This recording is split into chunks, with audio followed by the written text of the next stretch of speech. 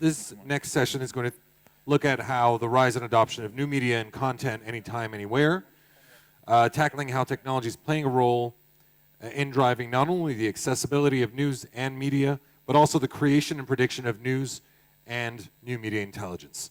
So, I would like to welcome the speakers on this panel, Mr. Hussein Shubukji, Glenn Gilmore, Amjad Tadros, Yusuf Tuqan, and Ramsey George. And I would like to deeply thank Yusuf Tuqan for kindly stepping in at the very, very last minute to moderate this session.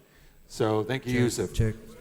And if you don't know Yusuf, you had better. He's really one of the long-standing digital marketing experts here in the region. Was previously the CEO of Flip Media from 2007 till earlier this year, when Flip Media was acquired by Leo Burnett, and he's now the Chief Innovation Officer of the Leo Burnett Group of companies in the Middle East and North Africa, and Publicis Middle East. So Yusuf is basically working to create an environment of experimentation across the Leo Burnett and Publicis Group in the region to get creative teams to combine what they call the Leo Burnett humankind philosophy with innovations and breakthrough technologies. So by definition, he's kind of a disruptive sort of guy, perfect for the MENA ICT forum. Do we have everyone on the panel right now? Okay. Okay, right. We've got Ramsey, we've got Glenn, we've got Hussein. Yeah, I think you can hear me fine. Yeah. Is Amjad Tadros here? تفضل. All right. Over to you, Yusuf. Hi, everyone. Yeah, they will. Good afternoon, everyone. I'm very lucky today. I'm actually very excited for two reasons to be here today. The first one is that I'm back in Amman, in my hometown where I grew up, and it's always so nice to be home. The other reason I'm really excited is because I get to wear the really cool Madonna microphone as well. So maybe I'll sing some songs later as well. So yeah, I'm also really happy about the fact that I have to follow big data, because I think no matter what I say, it's probably going to be a bit sexier when it comes to marketing than talking about big data. In 2009, Cisco prophesied the coming of the perfect storm in the Middle East. They said that within the next 5 years, the rise of apps, the low cost of mobile devices, the increase in broadband and access to mobile 3G would create a perfect storm in the Middle East when it came to content and media consumption. And they predicted that everything that was analog was going to become digital, and everything digital was going to become mobile. And they were pretty right, weren't they? If you think about how our lives have been transformed over the last few years in terms of mobile penetration, you know, we used to read newspapers, then we started reading them on websites, now we all read them on our mobile phones and our tablets. So they almost got it right. But the one piece I think they missed was the fact that everything that was analog did become digital, but everything digital became mobile and social. And this intersection of mobile and social has become incredibly important and incredibly challenging to us in this new media landscape, because we find ourselves today at this really interesting intersection of technology and creativity, where creative people are having to become techies, and the techies are having to become more creative. Gartner predicts that by 2017, the CMOs, the chief marketing officers of Fortune 500 companies, will spend more on IT than the CIOs, the chief information officers of those companies. So just think about that for a second. 3 years from now, marketing is going to spend more on IT than IT is going to spend on IT. It's a terrifying thought, but with a lot of opportunity and a lot of excitement. But the reality today as marketers is that we have access to more data and more knowledge than ever before. The big challenge is that our consumers know it, and they expect us to actually do something with it. Because marketers are getting so good today that we actually know what you're going to do before you actually do it. In 2011, the very angry father of a 16-year-old girl walked into a Target department store, and he was holding up a raft of coupons of pregnancy-related products that his teenage daughter had received in the mail. And of course, you can imagine the father was incredibly angry by this. And he actually walked into this department store and said, "How dare you? Why are you sending my daughter pregnancy promotions? Do you want her to get pregnant? She's a kid, for God's sake." You see, Target has an algorithm, and it tracks consumer behavior and the baskets that people purchase. This algorithm is so good that they know that if female consumers suddenly, out of the blue, start buying from a basket of 25 products, things like unscented wipes, things like magnesium supplements, that woman is most likely pregnant. Not only that, based on the mix of the 25 products that she buys, they can even tell you which trimester of her pregnancy she's in. So you can actually send her even more targeted marketing. That's how good their algorithm is. But then again, try to explain why an algorithm is suddenly spitting out pregnancy promotions and products to a 16-year-old girl. So of course they set about removing the young lady from the database, and a week later the manager of the department store called the girl up again, called the girl's father and said, "Sir, we must apologize, there's obviously been a misunderstanding, we've removed the girl from the database." And the father responded by saying, "Actually, I'm the one who needs to apologize, because I found out something was going on in my house that I didn't know. She's due in August." That's how good we've become today. And the amazing thing though is that advertising is really no longer the necessary evil we have to live through, because throughout our lives, really up until recently, you had no choice but to sit through advertising to get to the content you want. Today, the options for us to watch content have never been greater before. So if you wanted me to watch something 20 years ago, all I really had to choose from was JTV1 and JTV2, right? And so all you really had to do was make the best thing available to me on those two channels. And then satellite TV came, and suddenly you had to make the best possible thing for me to watch against 100 other channels. Today, people have access to literally everything that has been created in the next 100 years on demand, in real time, usually with no advertising. So if you want to capture consumer attention today, if you want to give them content, it's not just got to be the best content available right now, it's got to be the best content that's ever been made. And advertising is under more and more threat because their role in this content is becoming more challenging. As people say, what are the longest 5 seconds of anybody's life now? The 5 seconds when you wait for the YouTube pre-roll to end, right? So you can watch whatever it is you're wanting. Advertising is becoming the guest that was not invited to the party. And as the marketing vice president of Office Max said, if you're going to be an uninvited guest to a party, you better bring some champagne with you. So we've got a great selection of panelists today here to talk to us about how technology and social media is disrupting traditional forms of communication and journalism, and I think we've got a lot to talk about today. Ramzi, would you like to start? Maybe you're a storyteller, you build communities. How do you feel that technology has disrupted the way in which brands communicate and governments communicate with consumers? Sure. Thank you, first of all, for having this panel, and I'm really honored to be on the stage with the other distinguished guests. I think it's interesting. I mean, I grew up in an age of technology. I don't want to assume that I'm the youngest person on the panel, but I think I might be. And so technology was always kind of a natural part of that for us. And really, in the first few years of social media, it felt like those were the golden age, the golden years, the golden days, where there were few of us, and we were communicating, and we were producing information and telling stories, and we were kind of at the forefront of that. In the last few years, the marketing and the social kind of advertising has really taken over.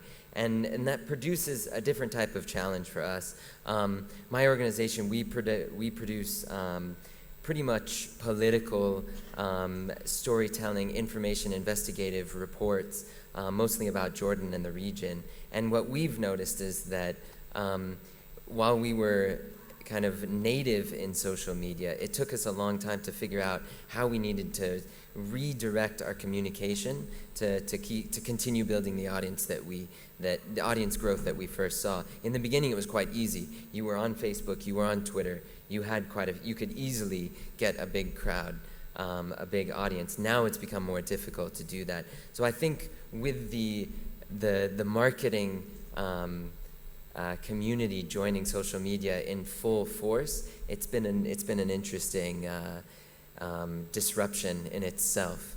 So that's definitely something. I guess the other thing I would say is that I don't think it's just the quality of content. Quality of content is extremely important. And we say a lot about Arabic content. There's just not enough Arabic content. I don't think that's actually true.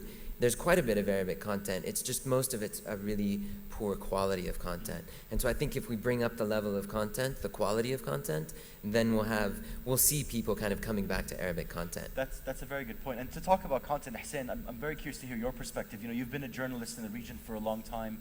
How have you seen this shift in kind of traditional forms of news consumption towards more digital ones? And how do you feel, the landscape has changed for you as a journalist? Well, I wear both hats. I'm a businessman and a journalist. So in this capacity, we've seen a lot of dramatic events in the arena that we work in. We have not only seen the iceberg, but we've seen the Titanic. I think the industry is hit by a mega incident. We are confused, lost, and nobody has a solution. I was dramatically surprised today by the amount of misinformation that has been quoted and used in presentations about Saudi Arabia in terms of usage of numbers, figures, and data. That is part of the mirage or the dilemma that is perceived as a carrot to the promised land in the market of Saudi Arabia. These figures are simply wrong. We are a living proof of that. The amount of people who are on the net, who are on YouTube, who are on Twitter and what have you, are uniquely so in Saudi Arabia, are multiple accounts, multiple names. So the actual number of users is much less than what is perceived. This leading us to, you gotta create a new model to benefit. At the end of the day, all the media houses or the newspapers or the TVs or the production houses are businesses. They need to make money. And the model that has existed globally and in the Arab world as well, how can you make money out of a free model? This is the biggest dilemma. This is not sustainable. We are going to start seeing subscription-based models like the New York Times has introduced, Wall Street Journal, the Times. People here are still not willing or able to accept the idea of paying for something they've been used to getting it for free. Content is a challenge. Yes, it is a challenge. We do have poor quality, but I'm delighted to see exceptional quality in visual and audible form of media, not necessarily in the written form, but there is great production in audio and visual type of media houses.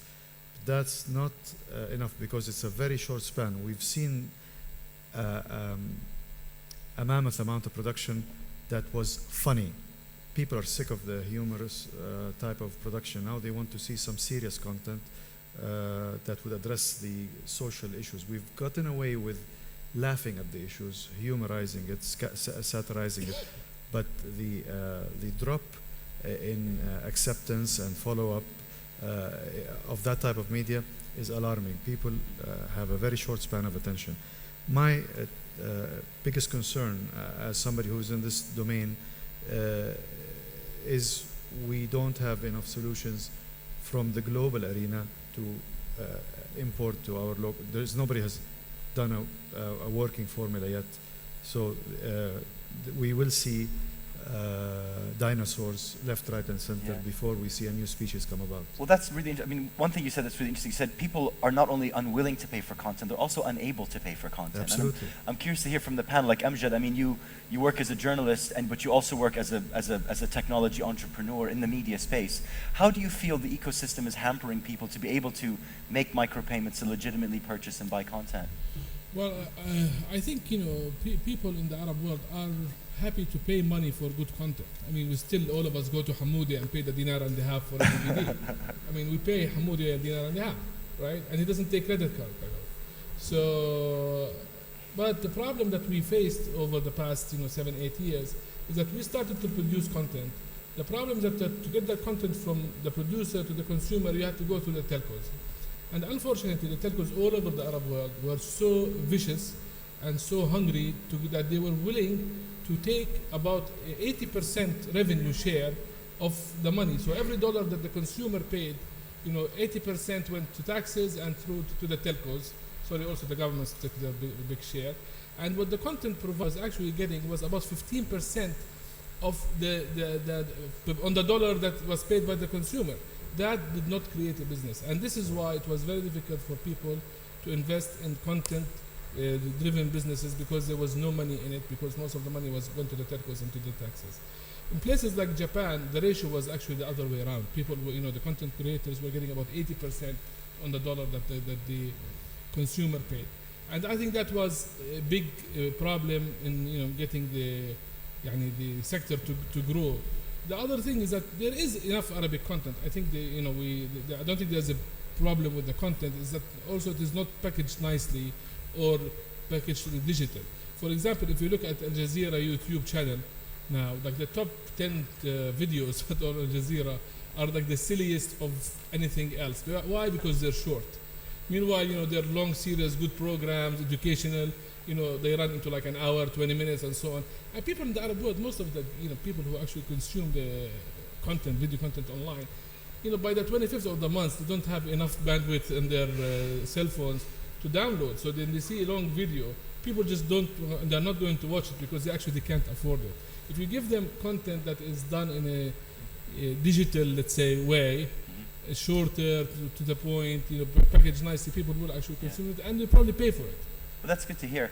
Glenn, you've got an interesting perspective. You've worked in academia, you've worked in government. Are you hearing anything new here from what you've experienced in your past in the U.S.? I do see that one of the needs here is greater infrastructure and greater accessibility to the internet, because what I've seen is there's great energy, there's great talent, there is great content here in the MENA region, but there needs to be a greater ability for that talent to share their content, and I think accessibility to the internet is part of it. The talent is here, the spirit is here, but a little more support, I think, would make all the difference in the world. Okay. Well, one thing I wanted to talk about is the concept of disintermediation. It's the way in which people are cutting out the middleman increasingly, and the internet enabling that. So the way in which the internet disintermediated the travel agents, and suddenly people could buy tickets online or rent cars online. But increasingly, we as content creators, as news providers, are being disintermediated by other things. So for example, in Saudi Arabia now we have the concept of things like U-Turn and Sahih, these kind of mega channels where people, they're not only producing great content, these people have become such big celebrities in their own right, they've almost become channels by themselves. And so advertisers are going, right, so I've got to pay an agency to make something funny, then I've got to pay a media agency to get lots of people to look at it, and hopefully I'll get some YouTube views and some Facebook likes. Or I can pay somebody who already is funny to make the content for me, who already has 1 million followers on YouTube, and so on. And so I think I don't think the role of the agency is dead and all this, so the role of the content creator, but I'm very interested to hear from all of you, where you see this disintermediation today in our industry, and how people are responding to it in interesting ways. I think, at one point you raised the notion that people don't want to see advertising now. You better bring champagne if you're coming to the party. And so I think a lot of brands are beginning to understand that they've got to add value to the conversation. They can't interrupt the conversation anymore. And so that means tapping great talent to bring great content that's interesting, that's helpful, that's beneficial, that doesn't look so much like an advertisement anymore, but looks like something that helps all of us. And that's a challenge, and that's one of the disruptions we're seeing certainly happen. Ramzi? I think there's a couple different issues. I think one of the things in the first comment that we heard, I don't think I disagree with it, but I would just say that I don't think, it's not that we haven't figured out, we being media organizations haven't figured out how to make money. It's just that in my opinion, the traditional media organizations are quite greedy still, and it's the same pie that's going to have to be distributed amongst, there's smaller organizations like ours. We can't make money selling advertising on our website. CPMs, it's just a few dollars. But what we're interested in is the high quality and a smaller number of people coming and viewing our site. But these people, are interested in the political, economic, social issues that we're interested in. I think that the other thing about the packaging of the content that Amjad talked about, if you look at let's say Vice doesn't do traditional advertising. They do a lot of sponsored content. If you look at people like Monocle, they do a lot of sponsored content, advertorials. They sell a lot of products. So there's other ways to be a little bit more innovative about how to sustain your media organization.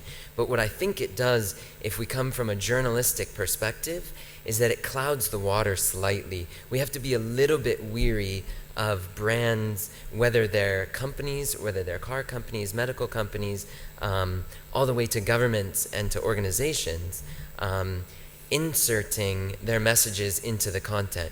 Whether, fine, it's definitely a way to support your organization, and someone will figure it out. Someone will package it, they'll have the right content, they'll have the right length, they'll be able to do it, and people in the Middle East will watch that, and it'll be very popular. But we have to be very careful of the messaging that gets slipped into the content as well.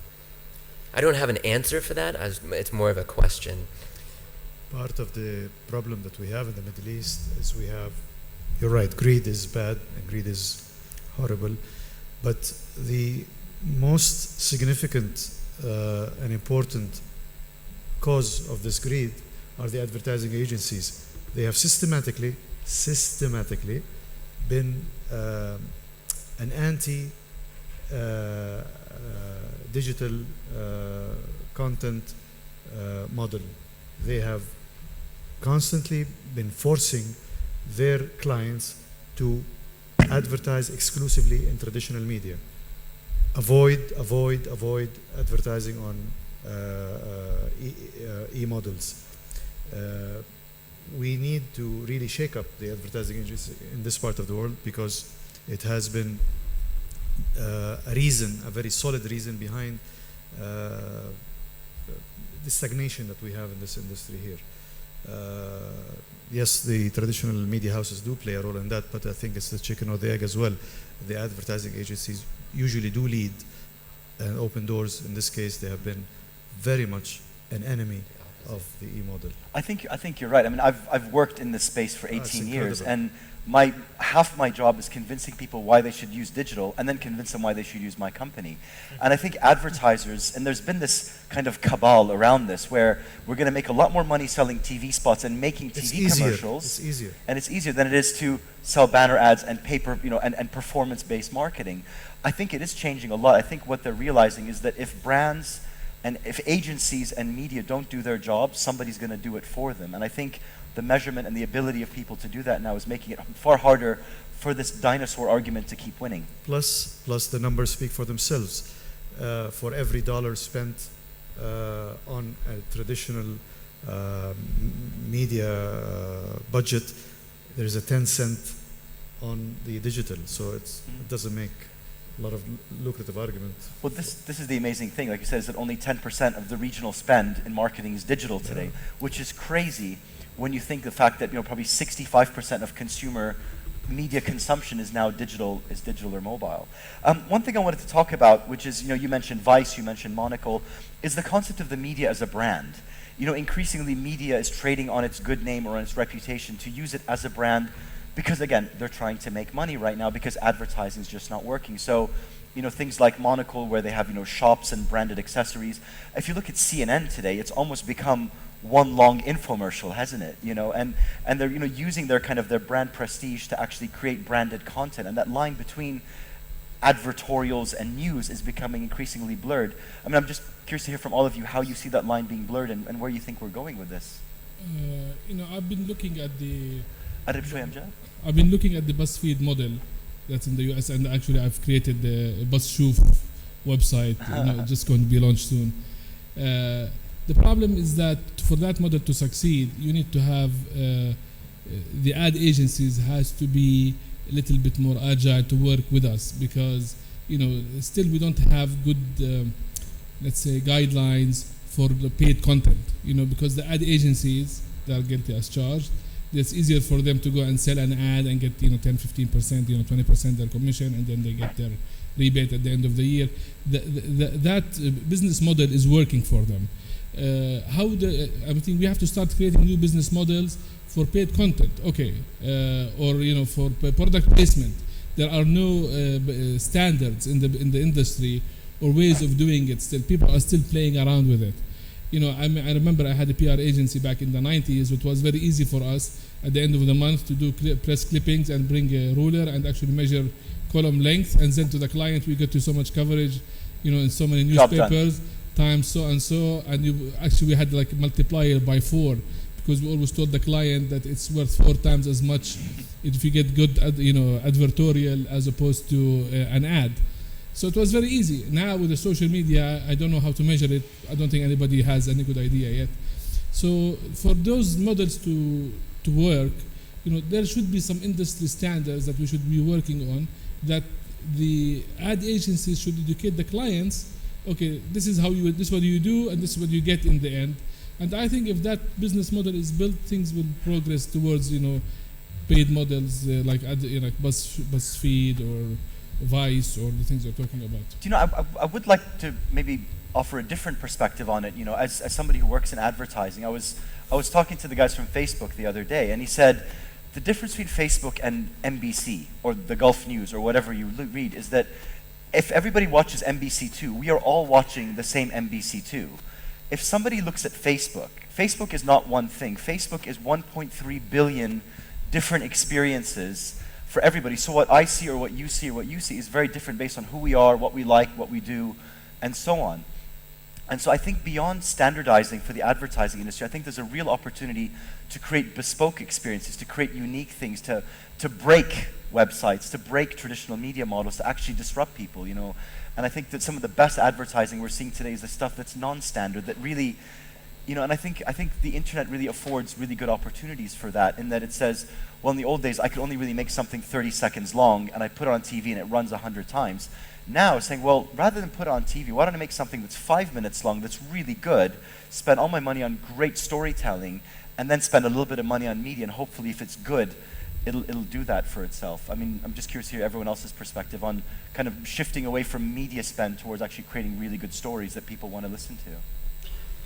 I mean, for me, I mean, I think there's a couple different, Coca-Cola does some really fantastic, advertisements they don't work on me for the most part, and I can ignore them quite easily. But the few that I watch are typically longer, like you said. It clearly took a decent amount of time and money to produce. There's some of the Coca-Cola ones that I think are, I mean, you could put any brand on them and they'd be very entertaining to watch.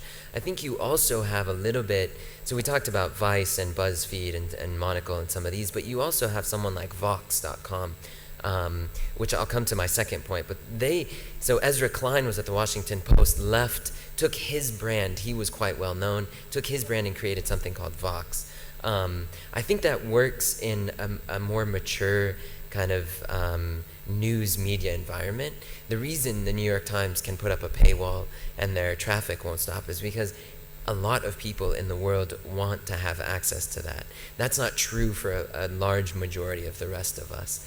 I think if to use a local example, one of the local newspapers, Al-Ghad, Al-Ra'i, any of these, if they put up a paywall, that would be the end. People would just go elsewhere. And so I think we can't just, the New York Times is a great example, and a lot of us should strive to be more like them. But at the same time, that entire history of incredibly well researched and well done content is something that people will pay for. So I think this is where kind of quality has to come back into it. Someone will eventually have, enough money and take enough risk to try to figure out this, to put together the right formula of paying content versus the quality control that you need to have. I do think there's a new meritocracy in journalism and marketing, meaning if you produce great content, you'll be followed. If you produce great content, people will even want to pay to get a hold of that content. And now the doors are open to everyone. And so you see someone on Instagram or you see someone even on Twitter who's sharing great content all the time, and suddenly they've built a community because of their integrity, because of their transparency, and because of their expertise. And so there's been a disruption, but I think in a world in which we have so many choices, that disruption lets quality get to the top. Mm-hmm. The announcement that was made by President Barack Obama a few days ago, creating a new playing field for the internet, I think is very much worthwhile. We will benefit a lot as an industry globally from a new set of rules, because this will eliminate the telecom service provider as an obstacle. It will democratize the field better and make accessibility truly, from an economic sense, to a larger number of people. The internet is going to simply become a utility in every sense of the word, not necessarily a luxury or a service, but a utility. I dare even to say, in this part of the world, it's going to become a right that cannot be taken away. We will not have anymore the possibility of somebody shutting down the internet for any reason. It's going to be a crime to do so. This will create a new paradigm, a new important paradigm in a region of the world where we struggle with freedom of speech, the liberties, the rights, the freedoms. This will drive us to be creative, responsible, and make some money out of it. Yeah, it's an interesting. I remember hearing Fadi Ghandour speak at ArabNet a couple of years ago, and he said slow and bad internet connection is the same thing as censorship. Is that if you can't watch something, if you can't see it, if you can't express yourself, it's the same as actually putting your hand over someone's mouth. And I think one of the interesting things for me, as someone who's lived in Jordan, is that in a way we almost kind of leapfrogged landlines a lot of the time and went straight to mobile, didn't we? Like I remember when the American embassy opened in Abdoun, they took 2,500 lines and nobody could get a phone line in Abdoun for 2.5 years because of them. And so, yeah. Look, all we do is, if it doesn't, we just blame America. That's our kind of standard thing. But it meant that people adopted mobile a lot more quickly. And you look at a lot of emerging markets today, people are skipping computers and going straight to smartphones and straight to mobile. And I think it's very interesting. And I mean, what do we think? And I think what that kind of instant kind of snack-sized culture has done is really put a new emphasis on the concept of real time.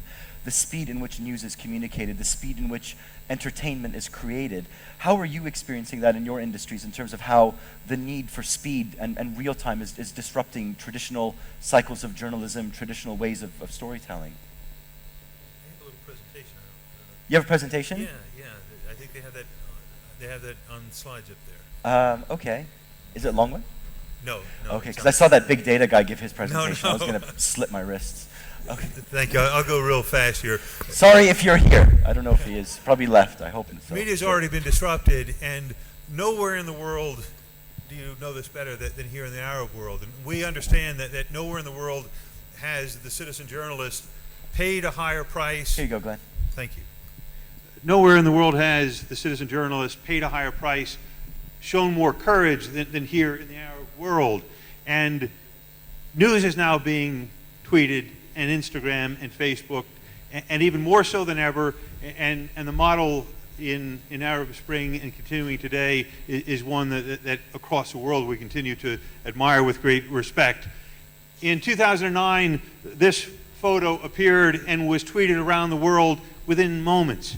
And everyone wondered, was it the New York Times that took the picture? Was it the BBC? Was it CNN? No, it was a person who took their smartphone out and snapped the picture while he was on a ferry in the bay. And suddenly that picture became the defining picture for that event. And it made us all pause and think about citizen journalism. We know as well the iconic story of how a 2-year-old startup, less than 2-year-old startup, with no revenue stream, with 12 employees, was suddenly worth more than the New York Times. But some might say, well, Glenn, you're comparing apples and oranges. New York Times, Instagram, social media really isn't news for a lot of people. Tell that to the New York Times that now has an Instagram account and a Twitter account and a Facebook account. The medium does matter, and the medium is certainly real time. How has it been disrupted? Technology is certainly part of it. You don't need to have a helicopter when you can have a drone that you can get for less than $100 and hold in the palm of your hand, or just have a camera that replaces all the news trucks. Media has been democratized. There's even an app for it. The Guardian News has said, citizen journalists, download our app and share your news at any time. We were asked about, well, what about the predictive quality of news and social media? We know in the United States, for example, one of our government agencies that has incredible seismic meters all across the country has decided to weave in what's happening in the Twitter sphere, because sometimes Twitter knows before all of its fancy technology that an earthquake is happening. Our citizen journalist who is very much a soldier in the world today is me, it's you, and it looks like every one of us, because at least half the people who use the social media networks, it doesn't matter which one, share news, at least half. And the technology that makes this possible, from the goofy looking Google Glass to even our iPhones that are a little bit bulky, that's going to change too, because suddenly wearables will become invisibles. Right now, Google has a patent that allows contact lenses to take pictures. And what will that do to the world of journalism? A tweet can certainly change perceptions. I saw this tweet just a short time ago: 60% of engineering graduates in Gaza are women. That's journalism. That single tweet is journalism. It can change perceptions. For me, I think of the press, the general traditional press, that reports on Gaza and reports about despair and reports about destruction and reports about hatred, and then one person sends a tweet that makes me think about my daughter or my niece and makes me think about hope and opportunity. So I'm excited about the citizen journalist, because I think it'll make it a better world for us all in real time. Thank you. Cool, thank you.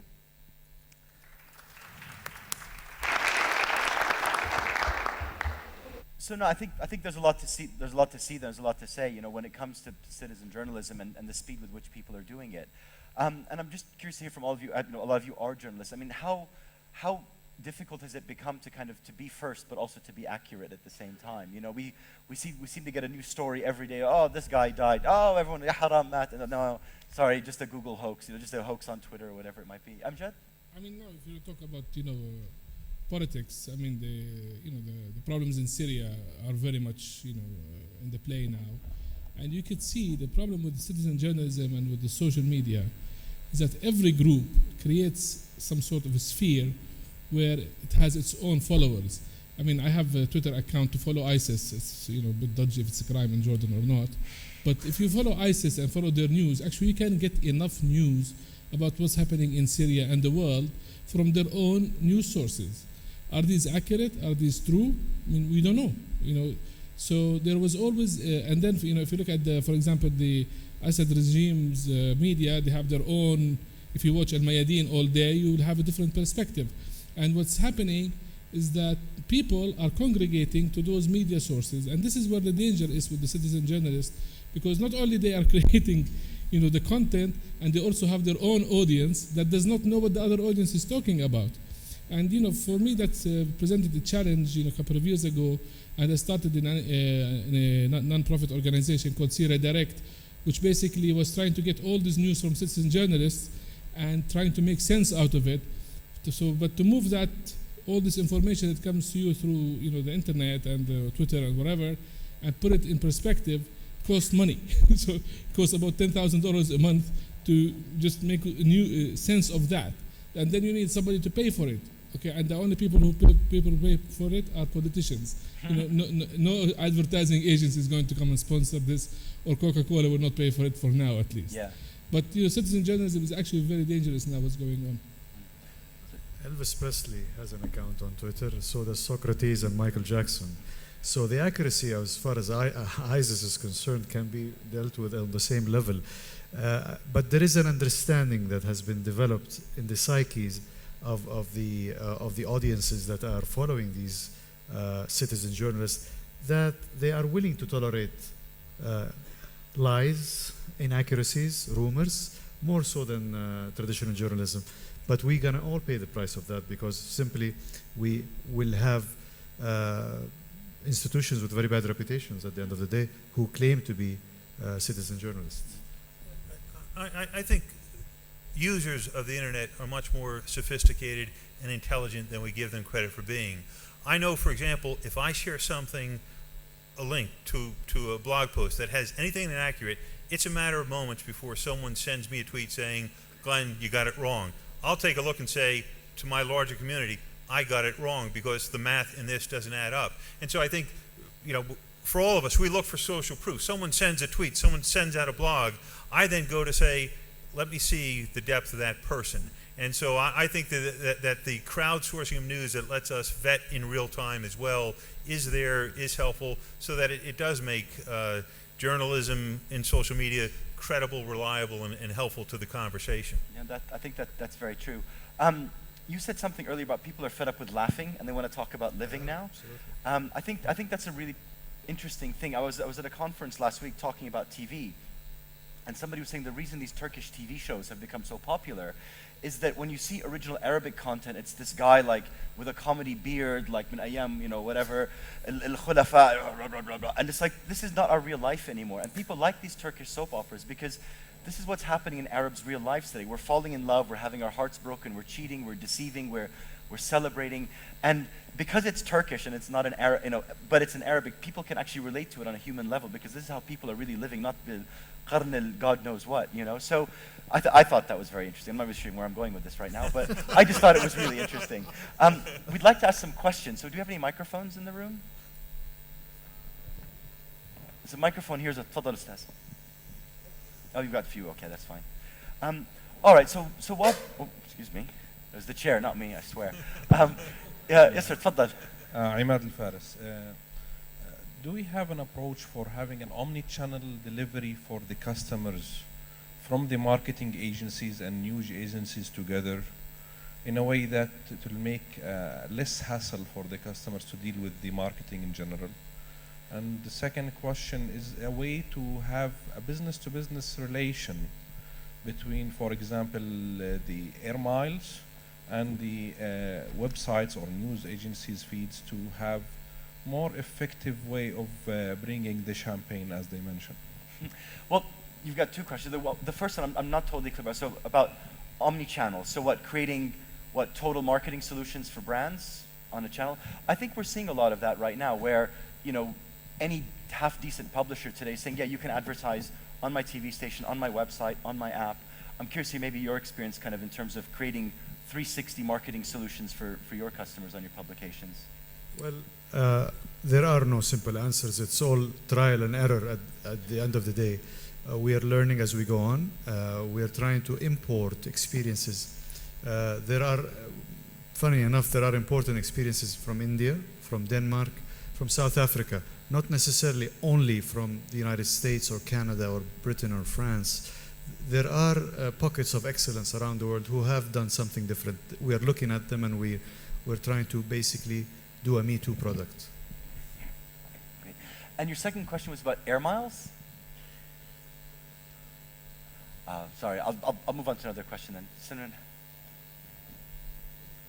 I know Rama has a question as well. Hi. I used to work in a traditional ad agency, so I would agree with part of your saying that traditional ad agencies would not allocate a lot of budget. And now I'm working in a digital ad agency. The problem is, in this part of the world, is that media or publishers, digital publishers, they are selling digital traffic the way traditional media is selling their ads. As you said, NBC, they have this ad, and it appears to hundreds of millions, while Facebook have different 1.3 billion channels. Digital media in our region, they are selling CPM basis. At best, they are selling CPC, but targeting, as your introduction, is not available in our region as we wish to be, and we could sell our clients. Now I'm facing a problem with my clients saying, I don't want that spill over to. So what's your question, sir? Why media publishers are not offering targeted advertising on their sites? So my banner appears to that pregnant woman only, and doesn't appear to the 60-year-old man. In this part of the world, it doesn't do that. I can respond briefly to that. There's something that you reminded me actually that I wanted to say that is perfect for this. I think for us specifically, we don't know if you're a pregnant woman. We can usually figure out if you're a man or a woman, but we don't. Just from our traffic, if you use Facebook, maybe and you're kind of connected to their analytics, then you can get some more. But I think we should, if we want to get away from kind of the BuzzFeed content, which I don't think does a lot to kind of further the world, if we want to get away from that, then we need to look at different ways of counting and selling advertisement essentially. And so the amount of time spent on a page, I forget their names, but there's several kind of new companies that are starting where it's not just clicks, but how long you're spending on the page and where you're looking. And depending on that, it's not, per click, it's per minute or per half minute. So I think there's other ways of looking at that.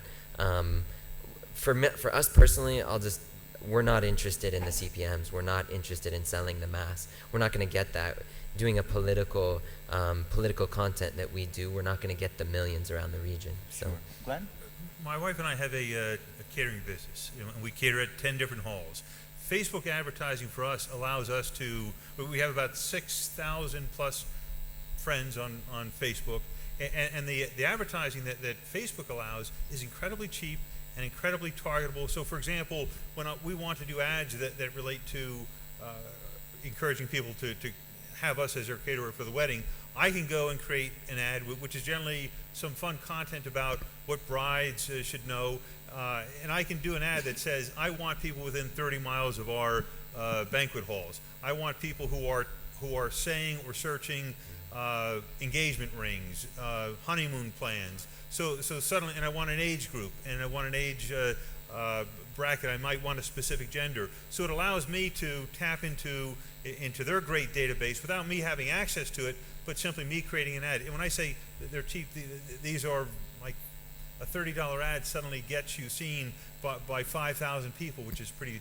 substantial. And they're targeted, people who are likely to be interested in what your service is. There was a great story about how a guy was creating Facebook targeting to like creep out his one roommate earlier this year. It was like advertising to one guy and saying, hey, if you're wearing a striped shirt right now, and the guy was jumping back in his seat. Could we have another question? The lady in the front. Hi, I'm Rama Shakaki from Baraka Bits. We deliver good news from the Middle East. 2 questions for you. First, what are you doing, the bigger organizations, about the regulatory authorities in the region? Forgetting about political content, but I mean, as a smaller publisher, we're scared of them because of not knowing where they stand on digital content. And it seems like an ever-evolving landscape. The second question is, there seems to be room for advertising agencies that focus on socially conscious brands. Are there any out there that you've come across? Because if there is, I'd love to get them to advertise on our site.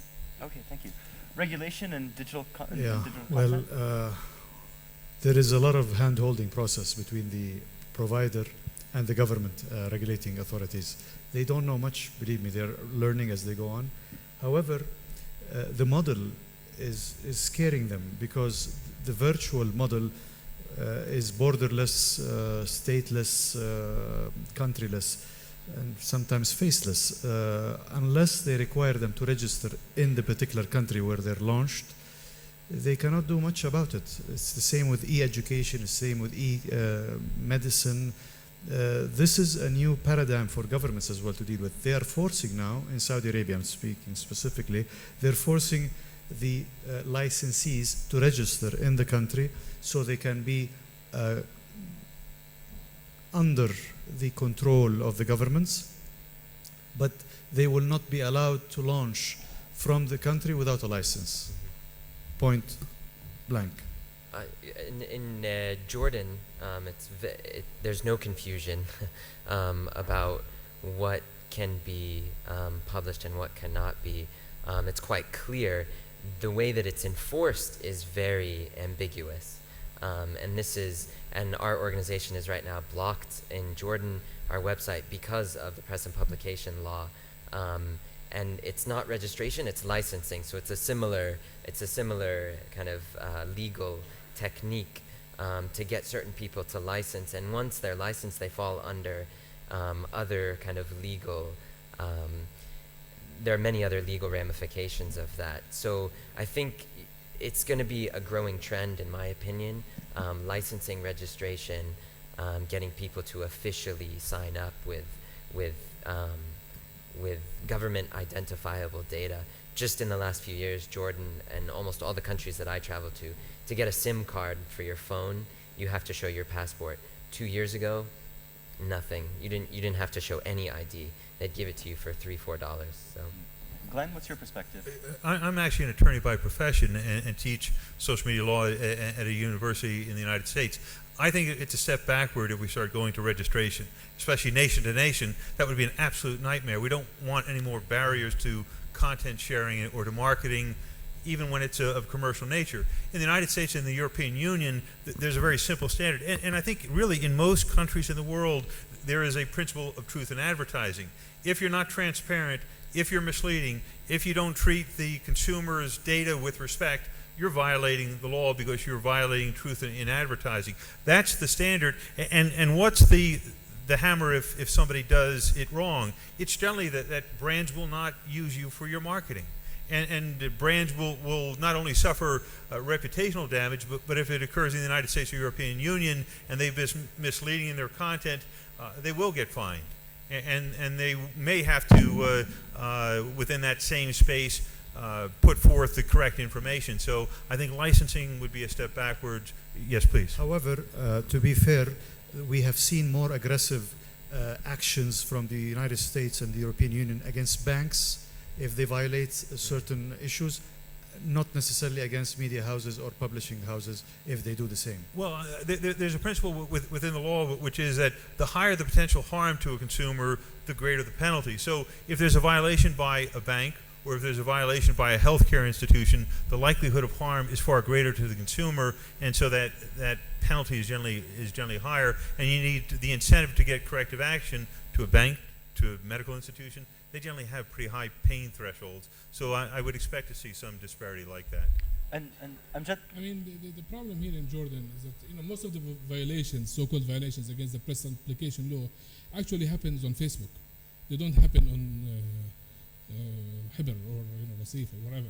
And the government here, because they impose laws on Jordanians, like to have a Jordanian website, you have to be a member of the Jordanian press and publication law. And I'm not sure if Mark Zuckerberg is a member of the press and publication law. Meanwhile, all the violations of the press and publications are on his on Facebook. But they cannot touch Mark Zuckerberg, so they go after the little guys here and they start shutting them down, which is pretty bizarre. Yeah, fair enough. And your second question, Rama, are there any ad agencies that we know of who only work on good socially conscious advertising? I don't know of any, unfortunately. There's an opportunity. There's a gap in the market. I think we have time for one more question from the gentleman, and then we'll wrap up. Just following up on what said right now, actually, we've been fighting for 5 years against regulating content as legislators of Moist. But now I am very much confused because you said that we have two types of media, Mayadeen, Jazeera, and they have their own audience, and you need 10,000 JDs a month just to filter the true information or not. Well, from one news source. Yeah. From one source. Yes, this leads us, or does this lead us to regulate as a government, regulate contents that relates to Jordan? I'm not talking about licensing, but do you accept that we regulate content that affects Jordan, especially when we talk about ISIS or Syria? It does affect Jordan. Do you agree or not? No, I don't, because for one simple reason, it's not going to work. And who is the regulator and which standard are we going to follow? It is very, very difficult in this day and age to even start thinking about it. I mean, what do you stop? This Twitter account, that Twitter account. I mean, many people tried. Mubarak was smart too, and he couldn't control it. And now also in this day and age, I was in Libya just prior to the Libyan revolution, and every Thursday afternoon they used to block Facebook and Twitter the Friday night, right? So that they will not have demonstrations. And who was the first person affected by it? Gaddafi's son, because his airline, the whole booking system was on the internet. You go to Tripoli airport on Friday morning and see the mayhem that blocking the internet created at the airport and with his airline. So to start blocking and stopping and so on is a non-starter. I think you should leave it as it is. and try to educate the people. That's Cool. about it. Thank you. I think I think one last question. I think we mentioned the word Facebook about 50 times today. So I'll give someone from Facebook a chance to Hey, ask a Facebook. question, and then we'll wrap up. Can we have a microphone for the gentleman? First thing, to the best of my knowledge, Mark is not a member of the Jordanian Journalists Association. The second thing is something that we strongly believe, open and free internet is a given. It will not change.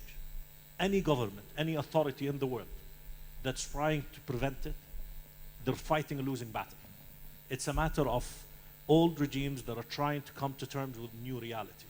There's a certain country in Asia that has, where Facebook is blocked, and they have 9 million accounts there. Yeah. Hotspot Shield, all of these things, free and open internet is available and is here to stay. I think if the last few years have shown us anything, is that you can't bury a secret and you can't keep people from finding out what they want to find out.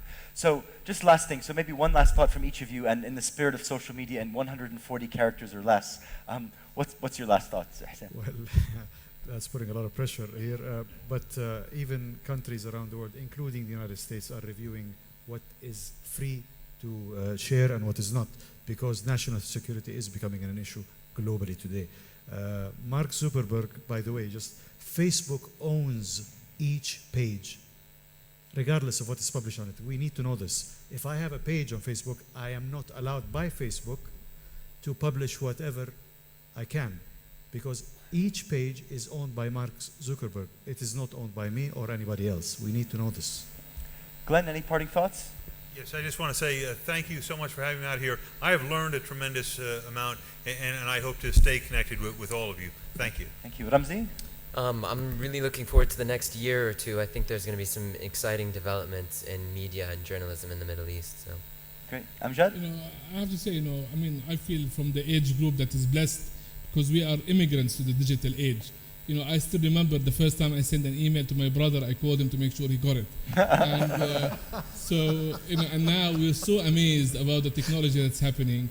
And and we're so excited that there are more and more things to come. So even this discussion about Facebook and blocking Facebook or blocking that website, maybe in the next 3 years is going to be totally irrelevant because there's going to be something that we never even thought that it would exist.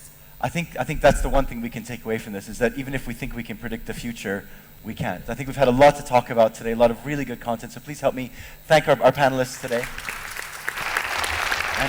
And over to you, Cousin We Alia. love our media, guys. Thank you so much. Amjad Thank you Ramzi, very Glenn much. Hussein, and my long-lost cousin who I just met today, Yusuf.